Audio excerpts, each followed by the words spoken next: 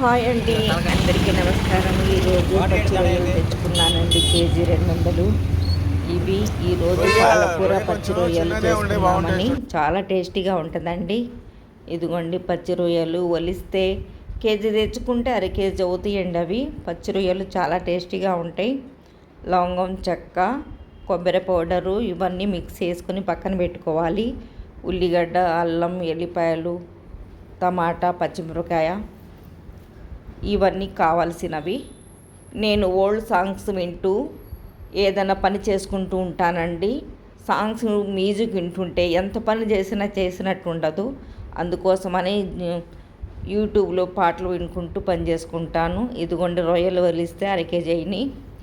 అర కేజీ రొయ్యల్లో కొంత కళ్ళు వేసి పక్కన పెట్టేస్తానండి. ఇది ఆ తర్వాత టమాటా, ఉల్లిగడ్డ, పచ్చిమిరపకాయలు ఇవన్నీ కట్ చేసుకొని కుక్కర్లో వేసుకొని అర గ్లాస్ వాటర్ వేసుకొని పాలకూర శుభ్రంగా కడిగి అందులో వేసేసి కొద్దిగా పసుపు వేసి విజిల్ పెట్టేస్తే ఉడికిపోతుందండి. ఆ తర్వాత ఉప్పు వేసుకున్నది బాగా 2-3 సార్లు నీళ్ళల్లో కడిగి పచ్చి రొయ్యలు, పసుపు, ఉప్పు వేసుకొని ఇవి కూడా స్టవ్ మీద పెట్టి సిమ్గా ఉడకబెట్టుకోవాలి. ఎల్లిపాయలు, అల్లం ఇవి కూడా మిక్సీ వేసుకోవాలి. పాలకూర దగ్గర పడుతుందండి చేయటానికని. ఇదిగోండి ఉడకపెట్టుకున్నది. మెజర్మెంట్ కప్పుతో ఆయిల్, కొన్ని ఉల్లిగడ్డలు, కొన్ని టమాటాలు, అల్లం పేస్ట్ కొంత, మన ఉజ్జాయం పేనండి, కొలతంటూ ఏం లేదు. ఇలా వేస్తాను. వేసి కొద్దిగా ఏగిన తర్వాత కారం వేస్తానండి. ఉప్పు, కారం సరిపడా వేసుకొని ఆయిల్లోనే మనం మగ్గనివ్వాలి.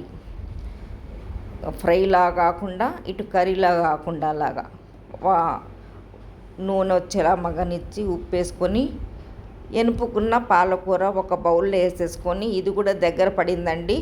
ఇవి కూడా దగ్గర పడిన తర్వాత పాలకూరలో వేసేసుకొని ఆ కింద మీద మొత్తం కలిసిపోయేలా పెట్టుకొని ఉప్పు, కారం మనం చూసుకొని అప్పుడు మనకు సరిపడా కలుపుకొని తింటే వేడి వేడి అన్నంలో చాలా టేస్టీగా ఉంటుందండి.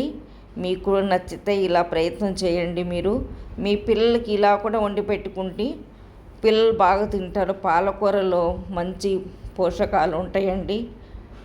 డి విటమిన్ ఉంటుంది రొయ్యల్లో. మనం అన్ని కూరలు తినాలి, అన్ని రకాలుగా తింటే ఎందులో ఏ విటమిన్స్ ఉంటాయో అన్ని పోషకాలు మనకు అందుతాయి. మై ఛానల్ ప్రొఫెషనల్ ప్లాంట్స్ అక్సా లైక్